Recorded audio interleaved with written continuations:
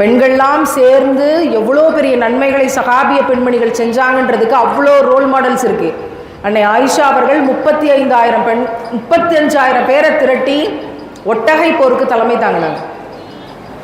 ஆமாவா இல்லையா?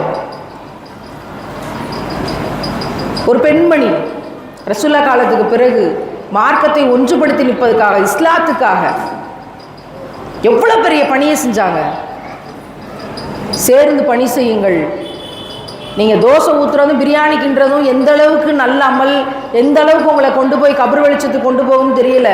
ஆனால் யாரென்று தெரியாதவர்களுக்காக கருணையோடு நீங்கள் செய்யக்கூடிய தான தர்மங்கள் உங்களுக்கு கபர் வெளிச்சத்தை உண்டாக்கும். வட்டியிலிருந்து வெளியே வர்றதும், வரதட்சணையிலிருந்து வெளியே வர்றதும், அதான் கல்யாணத்துக்கு நகை போடுறது, கட்டில் ஏறுற பவுனு, இதுல இருந்தெல்லாம் வெளியே வர்றதும், இந்த அலங்காரத்திலிருந்து வெளியே வர்றதும், இதெல்லாம் தடுத்து கொண்டு வந்தால்தான் இறைவனை பற்றி யோசிக்க, நெருங்க முடியும். அந்த உள்ளம்தான் விசாலப்படும். அந்த உள்ளத்தால் தான் நம்ம கபர் வெளிச்சத்தை வாங்க முடியும்.